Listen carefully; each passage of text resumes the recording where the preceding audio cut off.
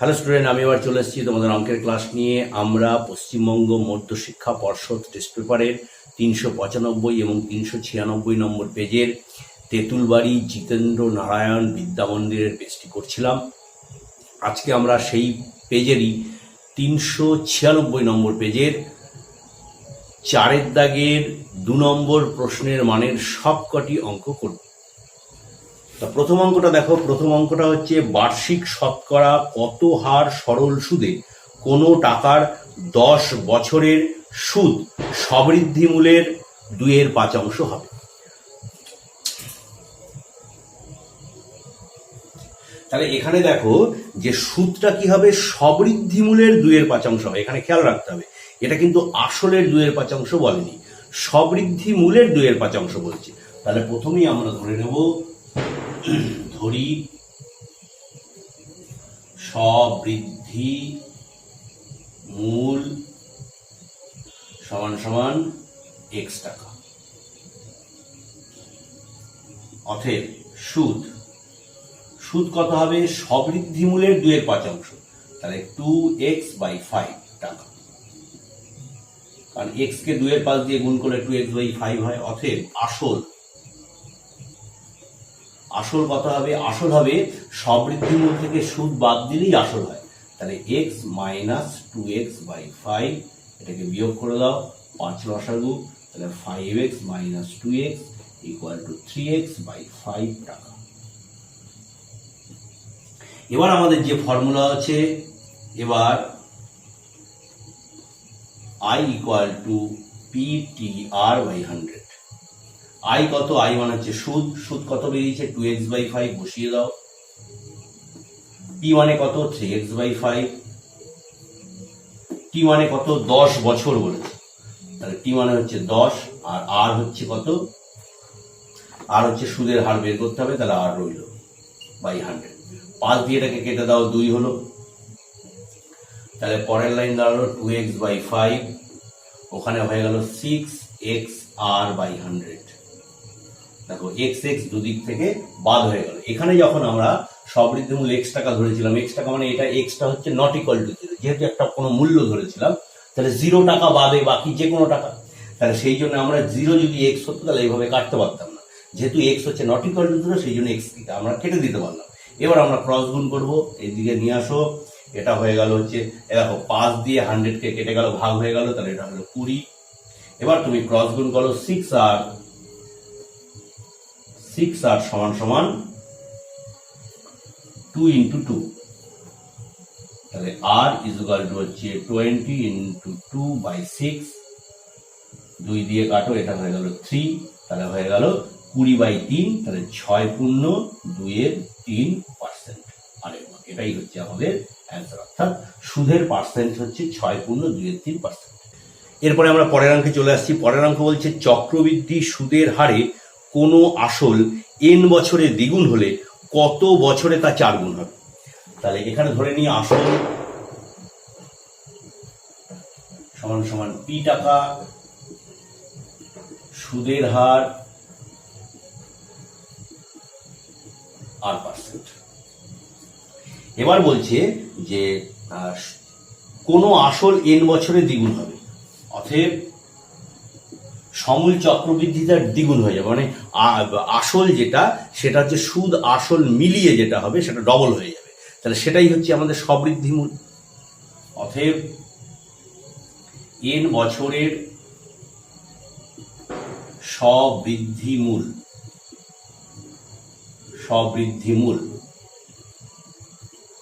সমান সমান হচ্ছে p × 1 + R/100⁴ এটাই কত, অতএব এটাই হচ্ছে 2p, যেহেতু আসলের ডবল হচ্ছে, মানে এটা হচ্ছে আসল যেটা p ছিল তার ডবল হবে, অর্থাৎ এটা হচ্ছে 2p।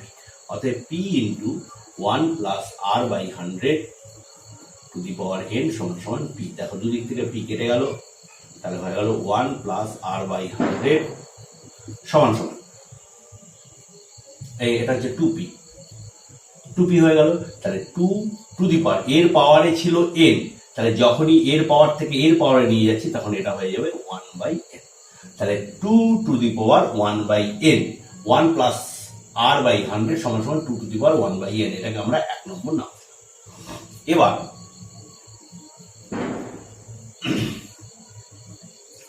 ধরি দ্বিতীয়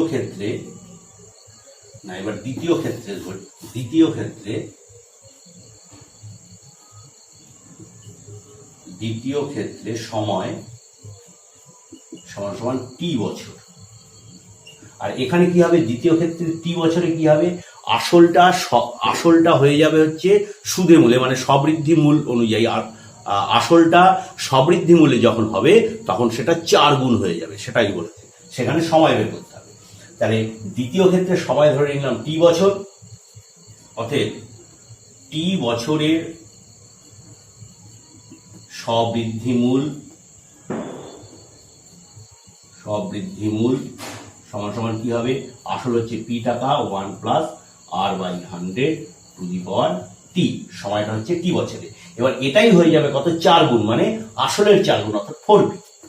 অতএব p into 1 plus r/100 to the power t সমান সমান হচ্ছে 4p। তাহলে p কেটে দাও, ঠিক আছে। এবার এটাকে আমরা এই পাশে নিয়ে আসি। তাহলে পাশে নিয়ে আসলে 1 প্লাস r/100, এটা মানে কত, 1 plus r/100 2 to the power 1/n, এর পাওয়ারে আবার t আছে, তাহলে হচ্ছে 2 টু দি পাওয়ার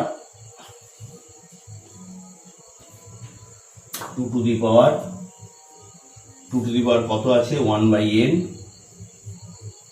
এর পাওয়ারে আছে t সমান সমান কত, এখানে পড়ে রইল 4 মানে হচ্ছে 2 স্কয়ার। তাহলে এটা হয়ে গেল কত, 2 টু দি পাওয়ার t/n সমান সমান 2 টু দি পাওয়ার 2। এবার দেখো বেস দুটোরই সেম, তাহলে সূচকের নিয়ম অনুসারে আমরা কি, তাদের পাওয়ার সেম হবে, অতএব t/n সমান সমান 2। তাহলে t সমান সমান 2n, টিটাই আমরা বের করবো, কারণ টিটাই আমরা ধরে নিয়েছি, সময় t বছর। তাহলে হচ্ছে কত বছরে এটা হচ্ছে 4 গুণ হবে, এটা হচ্ছে 2n বছরে 4 গুণ, এটাই হচ্ছে আমাদের অ্যান্সার। এটা হচ্ছে বছর, 2n বছর, এটাই আমাদের অ্যান্সার। এরপরে আমরা পরের অঙ্কে চলে আসছি যে একটি যৌথ ব্যবসায় অশোক, অজয় এবং অনুপের মূলধনের অনুপাত 1/2:1/3:1/4। 4 মাস পরে অশোক তার অর্ধেক মূলধন তুলে নেয় ও আরো 4 মাস পর 6072 টাকা লাভ হলে অশোকের লাভ্যাংশ কত।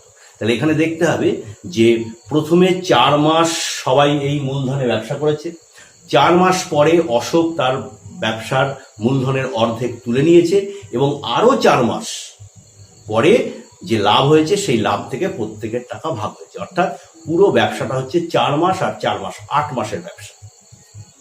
সবার প্রথমে এই যে মূলধনের অনুপাতটা আছে, যেটা ভগ্নাংশে আছে, এটাকে আমাদের এমনি সংখ্যায় নিয়ে আসতে হবে। আনার জন্য দেখো 2, 3, 4 এর লসাগু করে 12 হয়, অর্থাৎ প্রত্যেকটা অনুপাতকে আমরা 12 দিয়ে গুণ করে দেবো। তাহলে 1/2 into 12 is to 1/3 into 12 is to 1/4 into 12। কেটে দাও 2, 6, কেটে দাও 4, 4, 3, তাহলে হয়ে গেল 6:4:3। অতএব তাদের মূলধন যথাক্রমে 6x, 4x, 3x। এখানে x কি, x হচ্ছে অনুপাত ধ্রুবক, x হলো অশূন্য অনুপাত ধ্রুবক।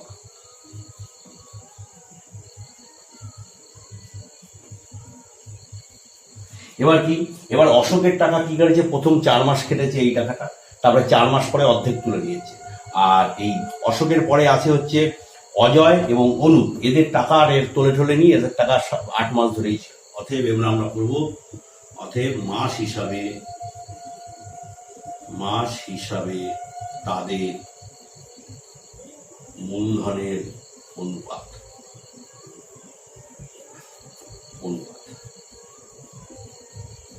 কত হবে, 6x টাকা কতদিন ছিল, 6x ছিল হচ্ছে 4 মাস। তারপরে কি করেছে, পরের 4 মাসে কি করেছে, অর্ধেক মূলধন তুলে নিয়েছে। অর্ধেক তুলে নিয়েছে মানে অর্ধেক থেকে গেছে, তাহলে যেটা থেকে গেছে সেটা হচ্ছে 6x/2, এটা থেকেছে 4 মাস। তাহলে এটা হলো কার, অশোকের মূলধন, মাস হিসাবে মূলধনের পরিমাণ হচ্ছে এইটা। এরপরে হচ্ছে অশোকের পরে আছে হচ্ছে অজয় এবং অনুপ। অজয়ের টাকা কি ছিল? অজয়ের টাকা 4x টাকা 8 মাস ধরেই ছিল, 4x টাকা 8 মাস ধরেই ছিল। আর অনুপের 3x টাকা 8 মাস ধরে ছিল। এই হচ্ছে আমাদের পুরো মূলধনটা, মানে একদম পুরো মাস হিসাবে মূলধন, প্রত্যেক মাস হিসাবে। তাহলে এটা হয়ে গেল 24, 2 দিয়ে 4কে কাটো 2 হবে, তাহলে 24 যোগ 12, এটা ব্র্যাকেটে রাখো, এটা হয়ে গেল 32x, আর এটা হয়ে গেল 24x। এটা হয়ে গেল কত? 36x is to 32x is to 24x। তাহলে এক্স এক্স কেটে যায়, সব কটার মধ্যে এক্স আছে, তাহলে এক্স বাদ হয়ে যায় যেহেতু অনুপাত রয়েছে। আর প্রত্যেক কটাকে 4 দিয়ে কাটা যায়, তাহলে এটা হয়ে গেল 9 ইস্টু এটা হয়ে গেল 8 ইস্টু এটা হয়ে গেল 6। ঠিক আছে, অর্থাৎ এই অনুপাতে এবার টাকা ভাগ হবে। লভ্যাংশ কত? লভ্যাংশ হচ্ছে এই টাকাটা। তাহলে এখান থেকে মোট অনুপাত করে নাও। মোট অনুপাত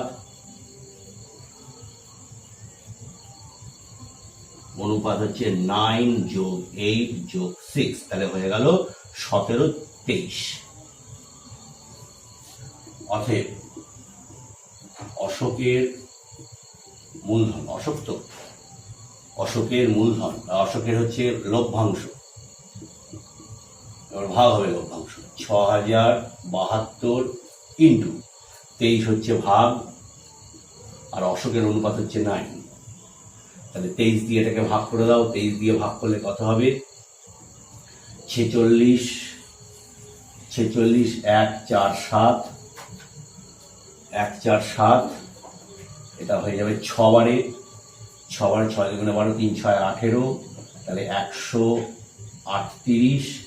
এখান থেকে বেরোলো হচ্ছে 9 2 92, 23 দিয়ে 92কে 4, তাহলে হচ্ছে এটা দিয়ে কাটলে হবে 2 6 4, 9 দিয়ে গুণ করে দাও, 9 দিয়ে গুণ 4 নং 36, হাতে 3, 6 নং 54, 54 আর 3 57, হাতে 5, 9 দুগুণে 18, 5 23, এত টাকা। এটাই হলো আমাদের অ্যান্সার। এরপরে আমরা পরের অঙ্কে চলে আসছি। পরের অঙ্ক দেখো, X plus root over of X square minus 9 equal to 9 হলে X minus root over of X square minus 9 এর মান কত? এবার দেখো যেটার মান দিয়েছে এবং যেটার মান বের করতে হবে, এই দুটোকে আগে খেয়াল করো কিরকম আছে। এ আর এ পরস্পরের অনুবন্ধীকরণ, ভালো করে খেয়াল করো।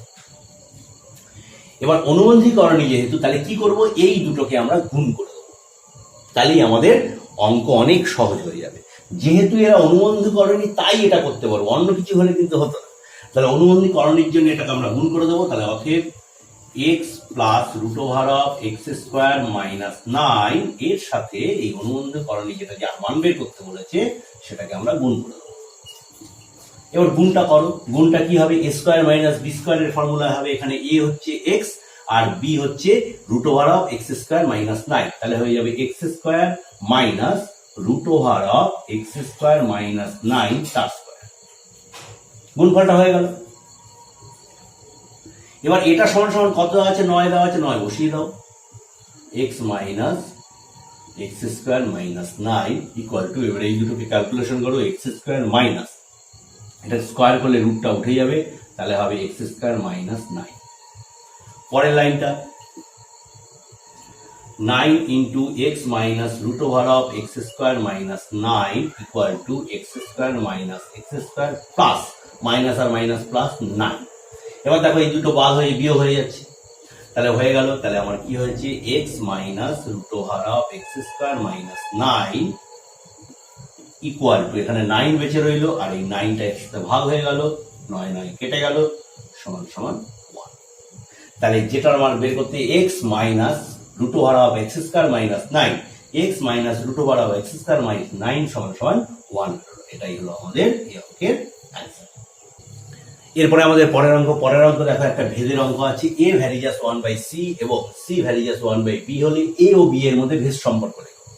অর্থাৎ দেখো কাদের মধ্যে ভেদ সম্পর্ক করতে বলছে? এ এবং বি এর মধ্যে। অর্থাৎ এখানে যেহেতু এ বি সি দিয়ে দুটো ভেদই আছে, দুটো ভেদের মধ্যে সবকিছু দিয়ে এ বি এবং সি দিয়েই ভেদ তৈরি করা আছে, কিন্তু এখানে যে সম্পর্কটা বের করতে বলেছে সেটা এ ও বি এর, অর্থাৎ এই দুটো ভেদ থেকে সি কে অপনয়ন করে দিতে হবে, অর্থাৎ সি কে বাদ দিয়ে দিতে হবে।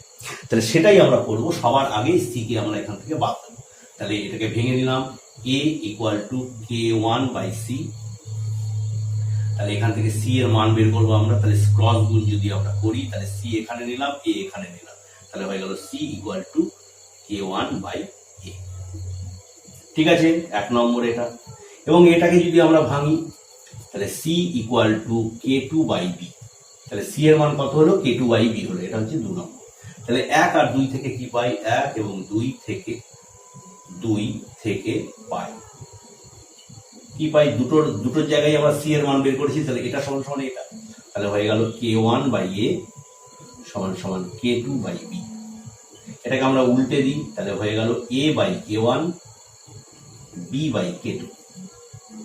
এবার বি কে ক্রসে নিয়ে গেলাম আর এ কে ক্রসে নিয়ে গেলাম, তাহলে a বাই বি সমান সমান উপরে চলে গেল k1 বাই k2। তাহলে k1 k2 কি ধরা হয়েছিল, যেহেতু এটা ভেদকে ভাঙা হয়েছে, তাহলে k1 k2 উভয়ই হচ্ছে অশূন্য ভেদ ধ্রুবক। তাহলে k1 বাই k2 ধ্রুবককে তুমি যাই করো না, গুণ ভাগ যোগ বিয়োগ যাই করো, তার মান ধ্রুবকই হবে। অতএব এখান থেকে আমরা পেলাম a বাই বি সমান সমান ধ্রুবক।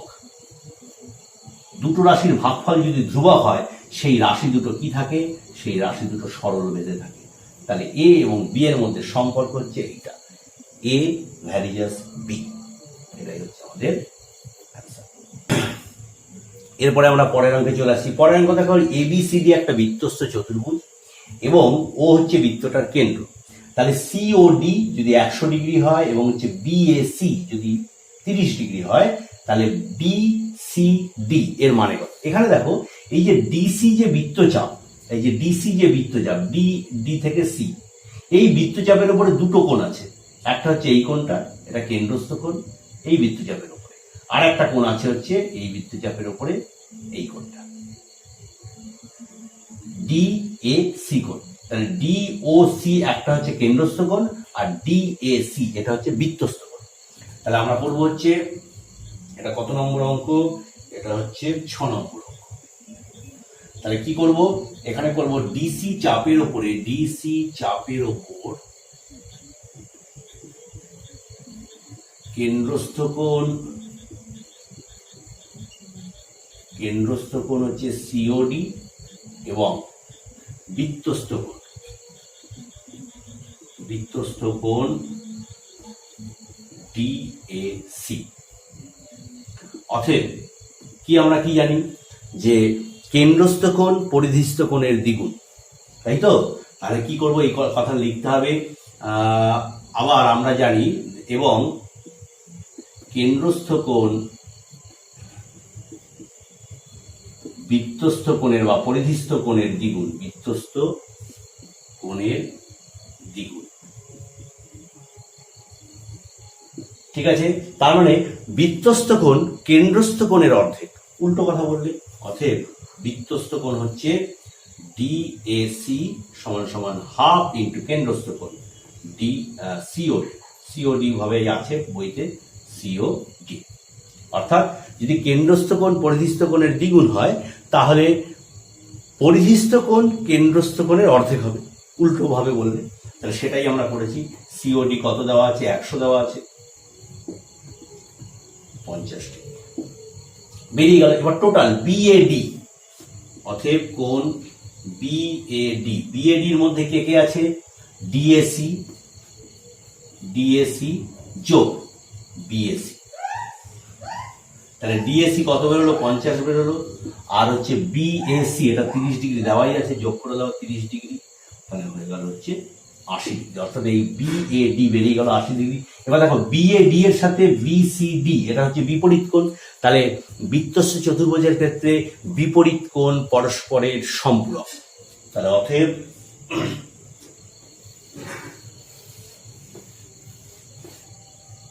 সম্পূরক হলে অতএব বিসিডি সমান সমান 180 বিয়োগ 80। সম্পূরক মানে 180 ডিগ্রি, দুটো মিলিয়ে 180 ডিগ্রি, তাদের মধ্যে একটা হচ্ছে 80 ডিগ্রি, তাহলে আরেকটা কত, 180 থেকে 80 বিয়োগ 100 ডিগ্রি। এটাই হচ্ছে আমাদের অ্যান্সার। বিসিডি চাইছে এই যে বিসিডি। এরপরে আমরা পরের অঙ্কে চলে যাবো। পরের অঙ্ক দেখো যে একটা বৃত্ত আছে, বৃত্তের মধ্যে ও কেন্দ্রীয় একটা বৃত্ত আছে, বৃত্তের মধ্যে এবি এবং সিডি দুটো পরস্পর সমান্তরাল জ্যা, এবং এই জ্যা দুটো বৃত্তের কেন্দ্রের বিপরীত পাশে অবস্থিত।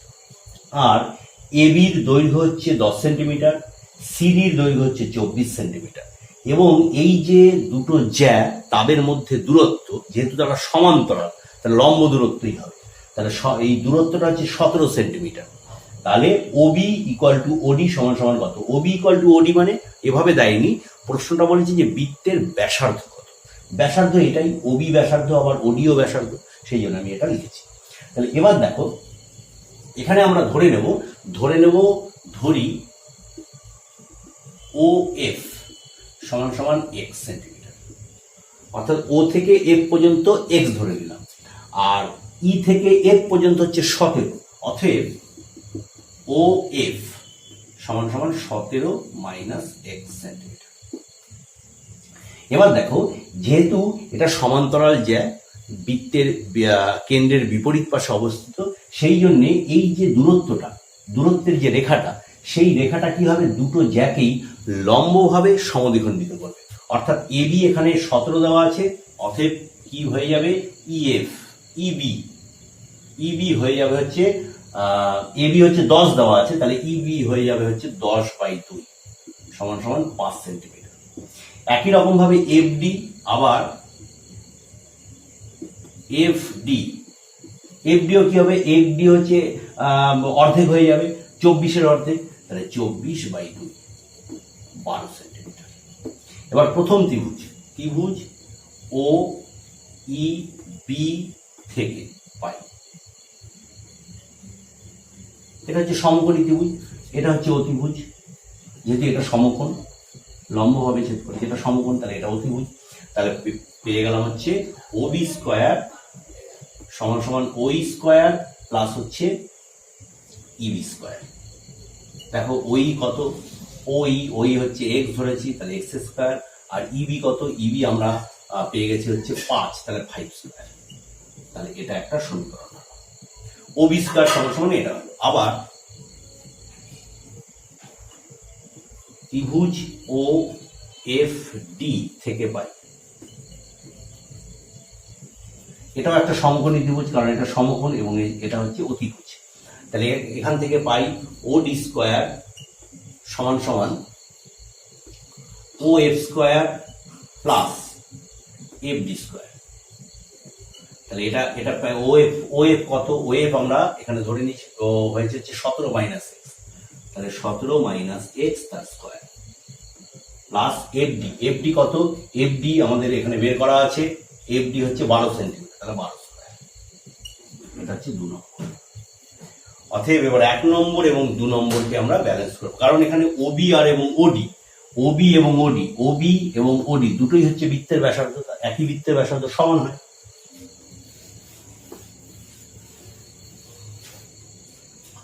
অতএব 1 এবং 2 থেকে পাই কি পাই?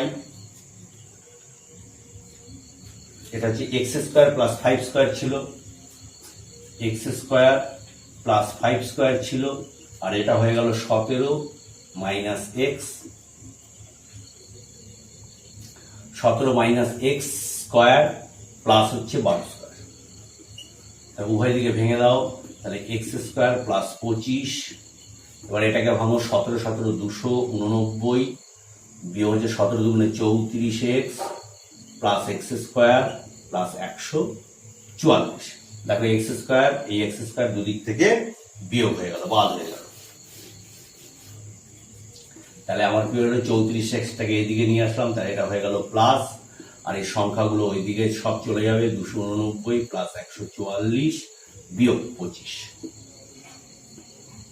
তাহলে এখানে একবারে বিয়োগ করে দাও, একবারে বিয়োগ করলে কত হবে? 289 যোগ 144 যোগ করো 3 3 4, 433 থেকে 25 বাদ দাও, 408। তাহলে এটা হয়ে গেল হচ্ছে x সমান সমান 408 বাই 34। তাহলে এটা কত হবে? 34 একবারে 34, এখান থেকে 6 বেরোলো, এখানে 8, তাহলে 2, তাহলে 12 হয়ে যাবে। 12, তাহলে x সমান সমান কত হয়ে গেল? 12। x সমান সমান হয়ে গেল 12। এবার আমরা 1 নম্বর সমীকরণে কি পেয়েছিলাম? 1 নম্বর সমীকরণে পেয়েছিলাম হচ্ছে OB স্কয়ার, অতএব 1 নং থেকে পাই। 1 নম্বর সমীকরণে ছিল আমরা হচ্ছে OB স্কয়ার সমান সমান x স্কয়ার প্লাস 5 স্কয়ার, এটা ছিল। তাহলে এখানে আমরা x এর জায়গায় 12 বসিয়ে দেবো, 12 স্কয়ার প্লাস 5 স্কয়ার।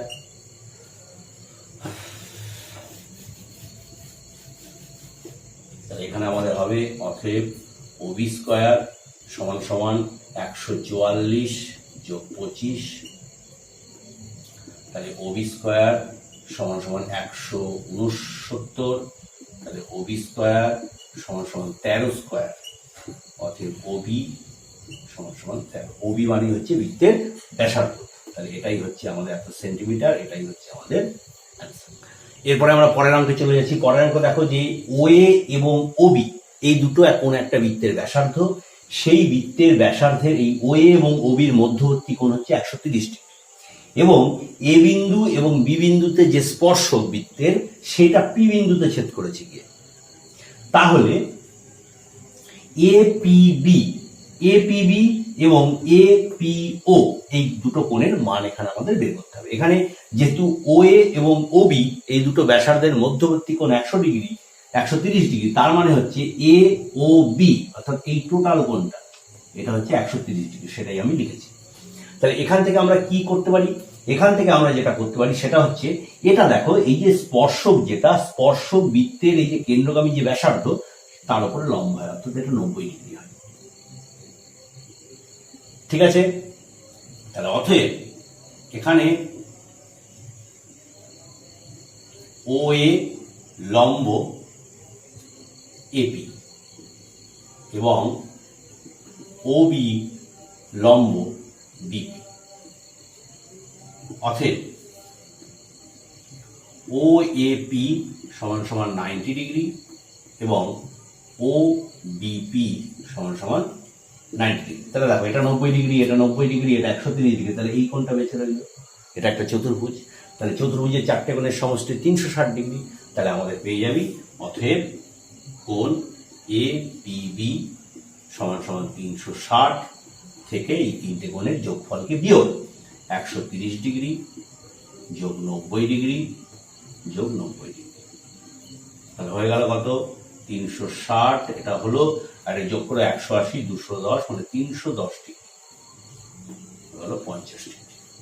আবার এই যে দুটো স্পর্শক যদি কোনো একটা বিন্দুতে ছেদ করে, কেন্দ্রের সাথে ওই যে বিন্দুটা যে বিন্দুতে ছেদ করলো সেটাকে যোগ করলে এখানে যে দুটো কোণ তৈরি হবে, এই দুটো কোণ কিন্তু পরস্পর সমদ্বিখণ্ডিত হবে, অর্থাৎ OP APB কোণকে সমদ্বিখণ্ডিত করে। আবার OP APB কোণকে সমদ্বিখণ্ডিত করে।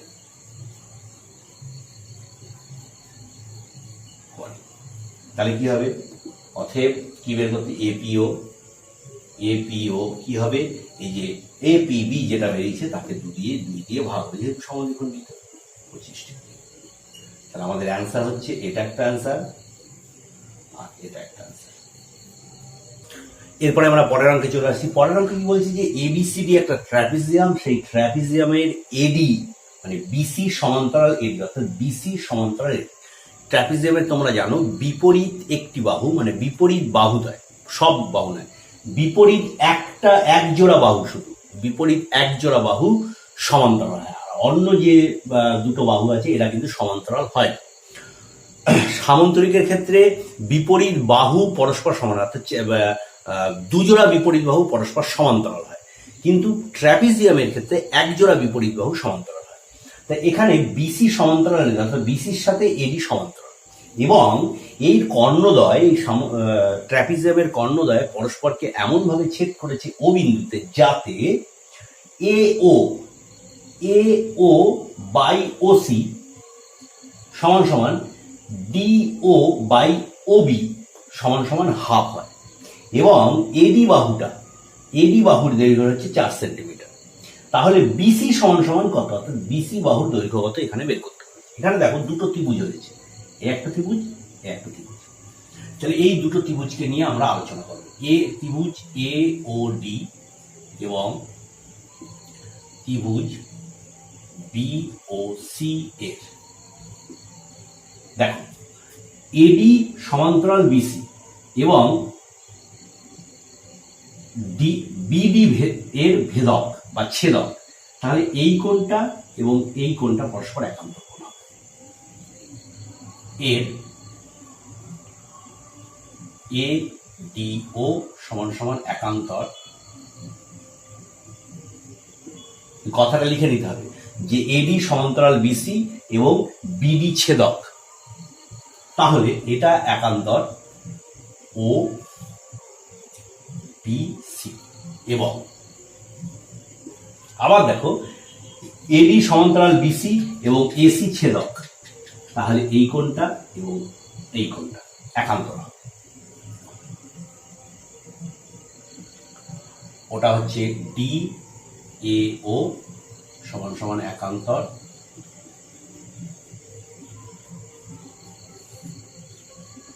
ও সি। এবং এরপরে দেখো যেহেতু এসি এবং হচ্ছে বিডি দুটো কর্ণ পরস্পরকে ও বিন্দুতে ছেদ করেছে, তাহলে এই কোণটা আর এই কোণটা পরস্পর বিপরীত সমান হবে। এবং এ ও ডি সমান সমান বিপরীত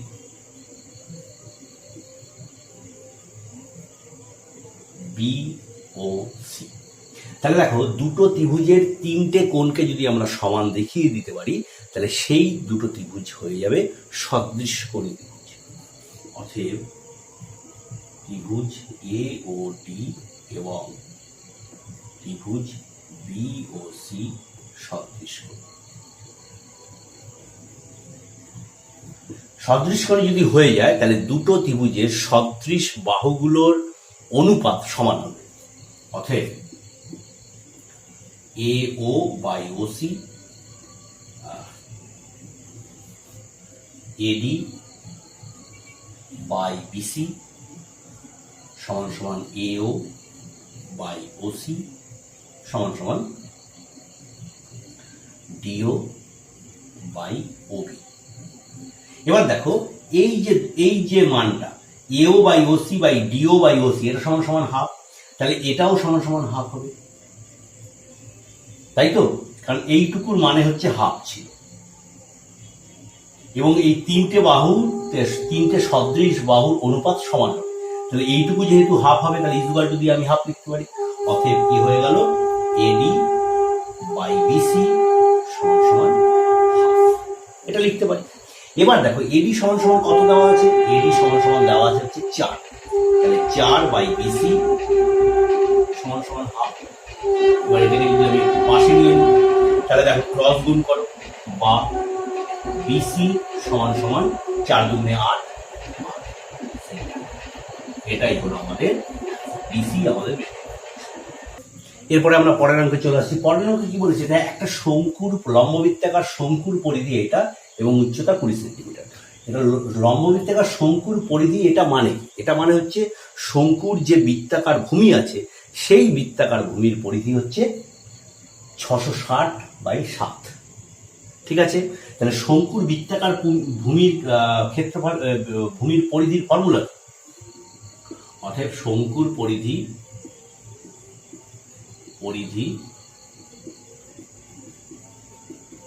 সমান সমান 2 পাই আর। তাহলে কি, অতএব প্রশ্ন অনুসারে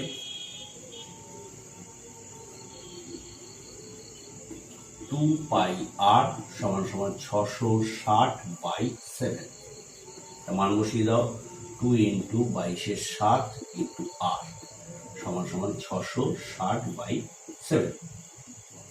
তাহলে আর সমান সমান 660, দেখো 7 চলে গেল ওপরে, আর নিচে রয়ে গেল 7, আর হচ্ছে 2 আর 22 চলে আসলো নিচে, 7 7 কেটে গেল, 22 দিয়ে তুমি এটাকে কাটো, 3 বারে 30, 2 দিয়ে এটাকে কাটো 15, তাহলে বেরিয়ে গেল r সমান সমান 15।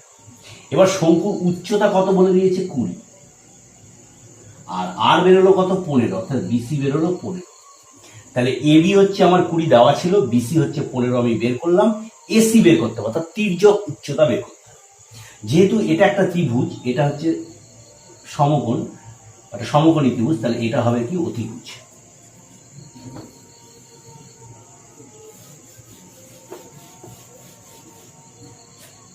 অতএব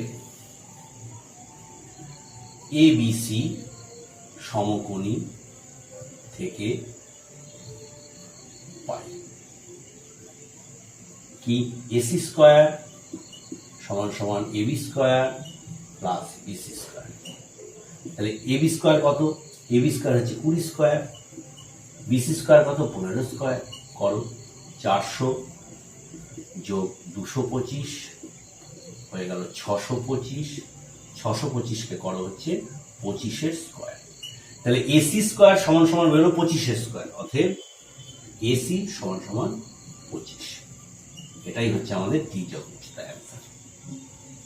এরপরে আমাদের পরের অঙ্ক বলছে গোলকের ব্যাসার্ধ 50% বৃদ্ধি পেলে বক্রতলের ক্ষেত্রফল শতকরা কত বৃদ্ধি পাবে? তাহলে আমরা করে নেব গোলকের বক্রতলের ক্ষেত্রফল বের করে নেব। গোলকের বক্রতলের ক্ষেত্রফল যদি গোলকের ব্যাসার্ধ r হয় তাহলে হয় হচ্ছে 4 পাই r স্কয়ার। এবার ব্যাসার্ধ 50% বৃদ্ধি পেলে ব্যাসার্ধ হয় কত হবে? আর আছে ইন্টু, ভালো করে খেয়াল করতে হবে। কি লিখেছি?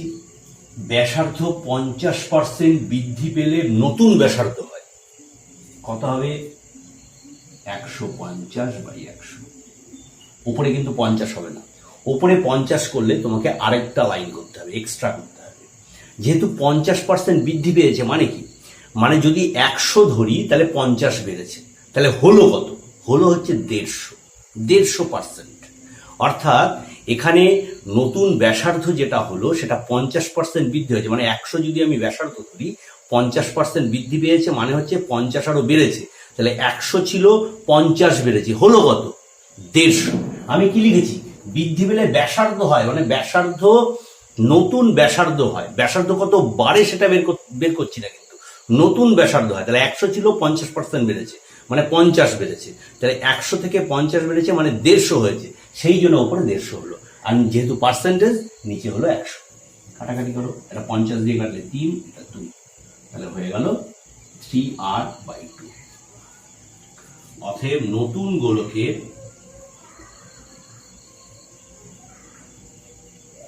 বক্রতলের ক্ষেত্রফল কত হবে? 4 পাই r স্কয়ার। এখানে এখন হচ্ছে এইটা r, তাহলে 3r/2 তার হোল স্কয়ার। তাহলে হয়ে গেল 4 পাই, 3r মানে 9r স্কয়ার, আর 2 কে করলে স্কয়ার করলে 4, তাহলে 4 4 কেটে গেল, হয়ে গেল 9 পাই r স্কয়ার। এটা হচ্ছে নতুন যে গোলক তার বক্রতলের ক্ষেত্রফল। অতএব ক্ষেত্রফল বৃদ্ধি পেল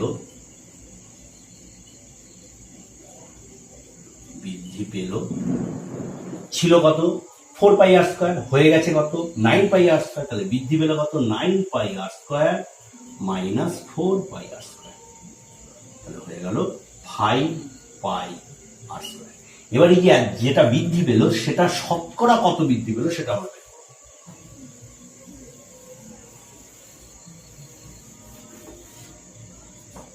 অতএব গোলকের বক্রতলের ক্ষেত্রফল বৃদ্ধি পেল, ক্ষেত্রফল শতকরা বৃদ্ধি পেল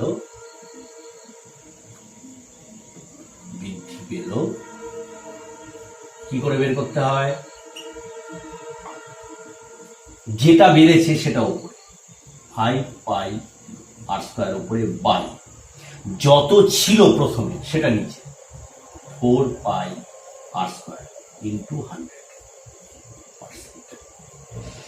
ঠিক আছে, যেটা বৃদ্ধি পেল সেটা ওপরে, প্রথম অবস্থায় যত ছিল, প্রথম অবস্থায় ছিল 4 পাই আর স্কোয়ার, সেটা হচ্ছে ভাগে ইন্টু 100%।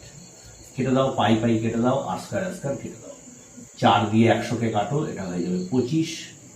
তাহলে পড়ে রইল 5 আর 25, তার মানে হচ্ছে 125%। এটাই হলো আমাদের অ্যান্সার। এর পরের প্রশ্ন দেখো যে একটি লম্ববৃত্তাকার চোঙের উচ্চতা 14 সেন্টিমিটার এবং বক্রতলের ক্ষেত্রফল 264 বর্গ সেন্টিমিটার যদি হয়, তাহলে ওই চোঙটির আয়তন কত? তাহলে এখানে কি আছে? বক্রতলের ক্ষেত্রফল। তাহলে চোঙের বক্রতলের ক্ষেত্রফল সমান 2 পাই আর এইচ। অতএব প্রশ্নানুসারে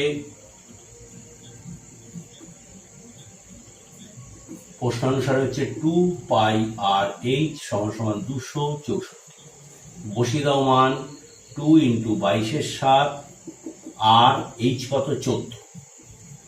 7 দিয়ে 14 গেল 2, 264।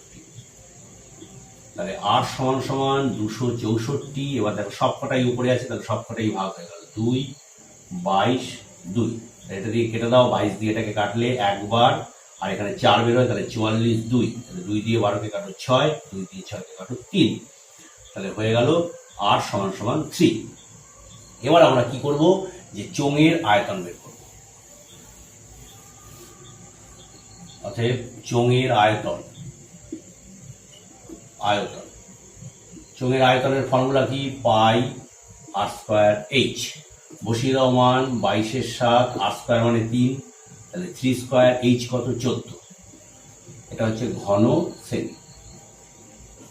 তাহলে 7 দিয়ে 14কে কেটে দেওয়া 2, তাহলে রইল হচ্ছে 22। এটা হচ্ছে 3 স্কোয়ার মানে 9 ইন্টু 2 মানে 18। তাহলে 22 গুণ 18, তাহলে এটা হয়ে গেল 18কে 22 দিয়ে গুণ করো, তাহলে 18 গুণে 36, 36, 6 9 3, তাহলে হয়ে গেল 396 ঘন সেমি। এটাই হচ্ছে চোঙের আয়তন, অ্যান্সার। আজকের অঙ্ক এখানেই শেষ হবে। তা তোমাদের যদি এই চ্যানেলটি ভালো লাগে, চ্যানেলটিকে তোমরা সাবস্ক্রাইব করো, তাহলে যখনই আমি ভিডিও আপলোড করব সেই ভিডিও তোমাদের কাছে নোটিফিকেশন চলে যাবে। এছাড়া তোমাদের সমস্যার কথা তোমরা কমেন্টে জানাতে পারো, আর লাইক তোমরা অবশ্যই দিও। আর এই ভিডিওগুলোকে যত সম্ভব বন্ধুদের মধ্যে শেয়ার করো, যাতে তারা ওই চ্যানেলটিকে অনুসরণ করতে পারে। তো আজকের মতন এই পর্যন্তই, আবার পরের দিন দেখা হবে। ভালো থেকো, সুস্থ থেকো, টাটা।